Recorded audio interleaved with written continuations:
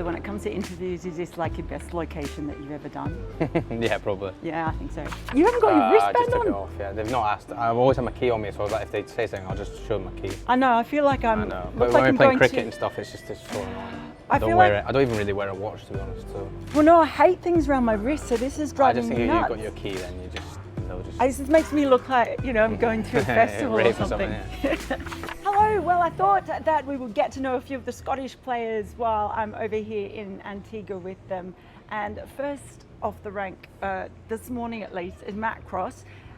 First of all, I've made Matt coffee, and I want to know your honest verdict. It's the best coffee I've had since I've been here. She told me to say that. I got. Okay, fail number one. You told me you were being genuine when you said that. It was too easy. Cafe Mel is open for business. How's the tour been for you so far? Yeah, it's been good. I think it was a bit of a slow start in terms of it took us a while to get here, missed the flight, but we got here eventually. And guys, have taken a couple of days to get into it, but the last couple of days we've shown some good performances, and a few of the younger lads are getting used to playing cricket at this level as well. Can you give us context coming into this? Because I know the 50 over games that you played didn't go so well. Oh. Okay, that's for the coffee comment, by the way. No, that's fair.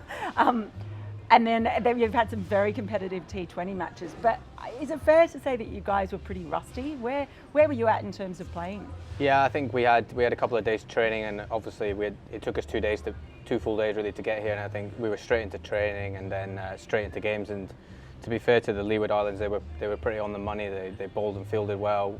Bit of rustiness with the bat, and yeah, look, it didn't quite go to plan, but we've managed to in the T20 sort of pull it back around and showcase some of the skills we've got. I guess that shows what happens when you actually get to play some cricket, because most of you hadn't been playing any for probably a month or so. Yeah, since Nepal it's been very quiet. Guys have had a bit of downtime, and we've not really trained as a group. So it's the sort of thing that can happen when you first sort of pick up a cricket bat again, and it just took a couple of training sessions, extra training sessions after those games to get us going again, and I think guys are starting to show that now. I mean, speaking of not being able to pick up a cricket bat for a long time, you weren't able to pick up a cricket bat for a long time during lockdowns, but you did some amazing trick golf stuff that you put out on social media and ended up starting a bit of a competition. Yeah. Tell us about that.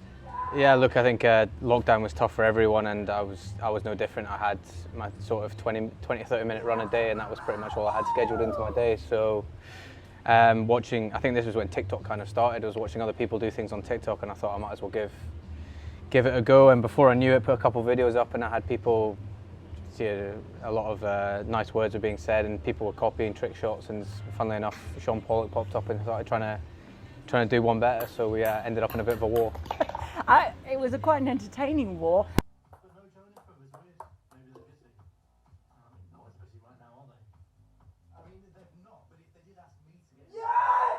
Oh man, the weight of all these expectations, fellas. The weight of the country, chaps. Be honest, how many takes did it take you to get some of those? Yeah, some of them took a day, a couple ran into the second day, but I was just aiming to do one a day really, and it was luck of the draw. Sometimes I thought I'm never going to do this, and did it like straight away, and I couldn't believe it. And then the simpler ones seemed to take all day.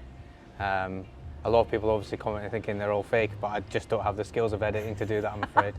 But it's really impressive. I know, but it was a lot of fun, and it just made the days go past. So it was good fun, but it eventually had to come to an end. Well, the last one I think you put up there was really complicated, and you sort of put out there that you were finally getting to use your engineering degree. But you were studying engineering, and that was about the time at Loughborough Uni, I believe. Yeah. That was about the time when you decided to go with cricket, because you're also good at other sports, like football. Wow, yeah, I don't like to talk about it, but I had potential at football, but unfortunately I was a goalkeeper, and the goals got bigger, but I didn't, so that kind of ended pretty quickly. But I was pretty set on playing cricket from about 17, 18. Went to Loughborough for the obvious reason, because it's the home of cricket, and I could get my uni degree done, and it was just such a cool place to be for 3 years, and it really kicked me on. So I left Loughborough. I'd already made my debut for Scotland, and I was away. Yeah, so you're one of those really annoying people. Engineering degree, played for Aberdeen FC under 15s, I believe, if my research is correct.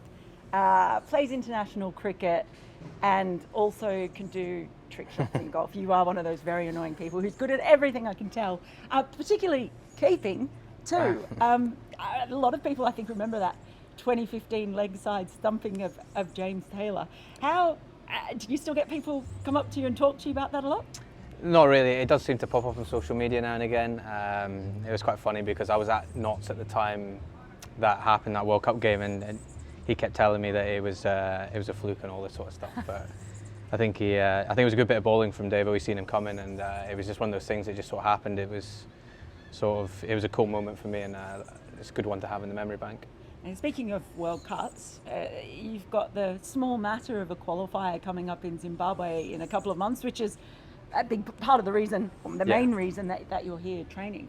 So how are things faring for that? Obviously, you've got a major injury now with George Munsey out with a broken hand, but that's going to be a really tough competition. What are your thoughts leading into it? Yeah, there's no doubt about it. That competition is as tough as it comes because it's so cutthroat. But we're in a slight advantageous position. We're used to this kind of cricket. It is all or nothing for us. So, we nearly pulled it off in 2018 when we went to Zimbabwe last time. We were probably a bit unlucky with a few things. But we showed that if we go out there and play a very positive brand of cricket, we're as good as anyone, and we've since then put in performances where we've beaten some of the top teams. So we've got the ability to do it, and we've got the skill to do it. It's just about delivering on the big stage.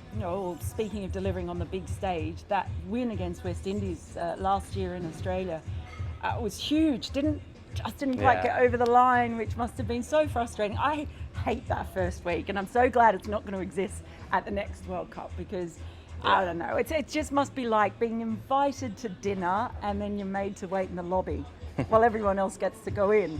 Yeah, I mean, it's unfortunately the way the ICC have deemed that the competition needs to run. But look, we had our opportunities to go through there against Ireland and Zimbabwe, but couldn't take them, and that's just the nature of the beast of 2020 cricket. It is so small margins, but that win against West Indies was special, and it was just a shame we couldn't capitalise on that. It shows, doesn't it, though, that you can mix it with everyone. Yeah, and it's not even just that. We've in those last 3 or 4 years beaten Sri Lanka, England, Afghanistan, Zimbabwe, Ireland. We've beaten them all.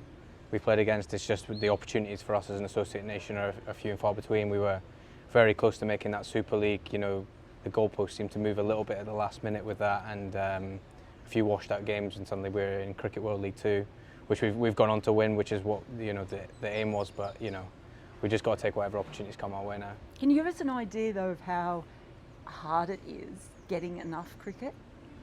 Yeah, look, the financial challenges of cricket are pretty significant. I think you see it with Ireland now in Test cricket, how hard it is for them to play Test cricket, just in terms of money.